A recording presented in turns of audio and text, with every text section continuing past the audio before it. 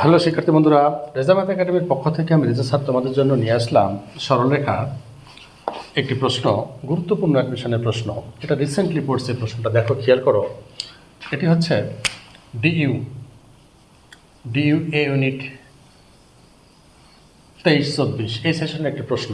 প্রশ্নটি দেখো খেয়াল করো, এত বিন্দুগামী অর্থাৎ এত বিন্দু দিয়ে যায় এবং এই রেখার সাথে 45 ডিগ্রি কোণ তৈরি করছে, এরকম সরলরেখার সমীকরণ আমাকে বানাতে বলতেছে।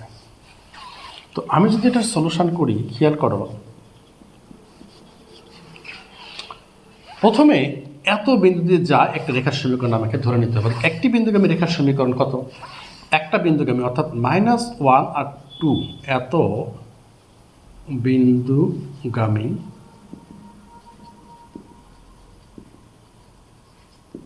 সরলরেখার সমীকরণ কি? y - y1 তার মানে 2 is equal m into x - x1 মানে +1 হবে। এটা আমি রেখে দিলাম। এটাই আমার ফাইনাল সমীকরণ। এই m এর মানের ওপর ডিপেন্ড করবে যে আমাদের সমীকরণটা কত। বলছে এত বিন্দুতে যায়, তারপরে পরের হিসাব পরে এত বিন্দুগামী রেখার সমীকরণ, এটাই আমাকে বের করতে বলছে। এই m এর মানের উপর ডিপেন্ড করবে সমীকরণ কয়টা হবে, কেমন হবে এবং কি হবে। তাহলে এই সমীকরণে এখানে আমার ঢাল কত? এখানে m, এই যে ঢাল, এই m, এটাকে আমি m1 হিসাবে রাখতে পারি। আমি m1 সমান এই m চিন্তা করে রেখে দিলাম এটা। এরপরে আবার দেখো আর একটা সমীকরণ দেওয়া আছে, কত? 3x - y + 7 = 0। এটার ঢাল আমরা বের করতে পারি। এটার ঢাল কত হবে? এখানে যদি আমি চিন্তা করি যে m2 ঢাল -x এর সহগ বাই y এর সহগ, y এর সহগ মাইনাস আছে, -x এর সহগ বাই y এর সহগ, অর্থাৎ এর মান পাইছি আমরা 3। তাহলে দেখো আমি কি পেলাম? m1 এর মান পেলাম এত, আর m2 এর মান পেলাম, আমি যাই m2 এর মান পেলাম, m2 এর মান পেলাম হচ্ছে কত? 3। আমি কেন এগুলো m1 m2 মান বের করলাম? খেয়াল করতে হবে যে এই দুটি রেখা কত 45 ডিগ্রি কোণ তৈরি করছে। এই যে 1 নম্বর রেখা, এটা যদি চিন্তা করো, 2 নম্বর রেখা যদি এটা চিন্তা করো, এই দুটি রেখা যেখানে ক্রস করছে সেখানে 45 ডিগ্রি কোণ তৈরি করছে। অর্থাৎ এই রেখা দুটি যদি এরকমভাবে ক্রস করে, তাহলে এখানে ধরো অথবা এখানে 45 ডিগ্রি কোণ তৈরি করছে। এপাশে হতে পারে, এপাশে হতে পারে, এপাশে হতে পারে, এপাশে হতে পারে, 45 ডিগ্রি কোণ তৈরি করছে। তাহলে যখন এরকম কোণের কথা আসবে, মধ্যবর্তী কোণ নির্ণয়ের সূত্রটা কি? আমরা যে জানি মধ্যবর্তী কোণ নির্ণয়ের সূত্র, যা খেয়াল করো যে মধ্যবর্তী কোণ, এখান থেকে আমি যদি স্টার্ট করি যে মধ্যবর্তী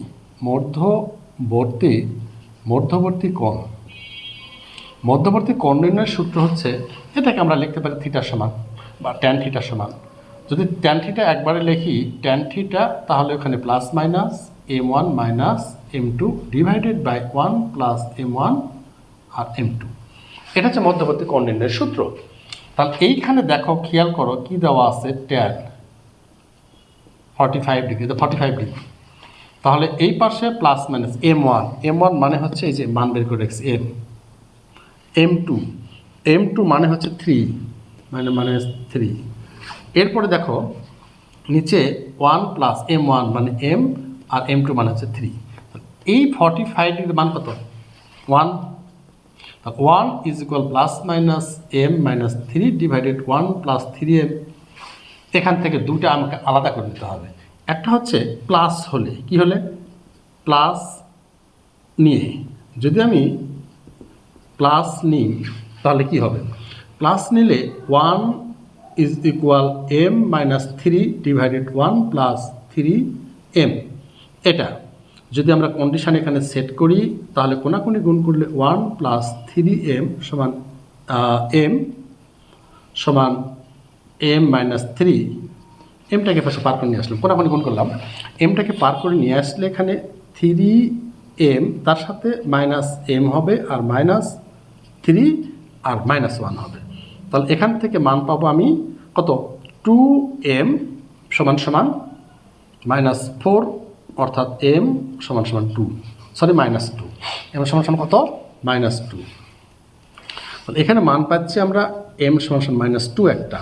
এই m দিয়ে এখানে বসালে কিন্তু একটা সমীকরণ আমার হয়ে যাবে। এখানে আরেকটা আছে মাইনাস, ওটাও নিয়ে নিই, যে প্লাস নিয়ে এটা হলো, এখন মাইনাস নিয়ে মাইনাস নিয়ে, যদি আমরা মাইনাস নিয়ে আলোচনা করি তাহলে কত হবে, তাহলে -1 এপাশে দিতে পারি আমরা, -1 equal m minus 3 divided by 1 plus 3m।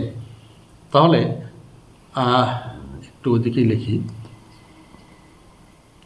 1 plus 3m কোনাকুনি যদি গুণ করে দিই তাহলে -1 মাইনাস 3m সমান m মাইনাস 3, তাহলে এ পাশে পার করে নিয়ে আসলে -4m, এই পাশে গেলে প্লাস হবে, অর্থাৎ ওই পাশে -2 থাকবে, অর্থাৎ m সমান হাফ হবে।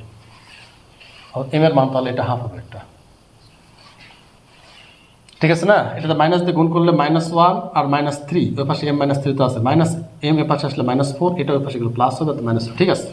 এখন এই মানগুলি, এই যে মানগুলি পেলাম, এই যে মানগুলো নিয়ে যে একে বসাই, তাহলে m সমান, এখন এখান থেকে যদি আমি চিন্তা করি যে m সমান কত হলে, -2 হলে, m সমান -2 হলে 1 হতে কত হবে, y minus 2 is equal -2 into x plus 1, অর্থাৎ y minus 2 is equal -2x minus 2, পার করে নিয়ে আসলে তাহলে কত হবে, x plus y, -2 বার x plus y কারণ 2x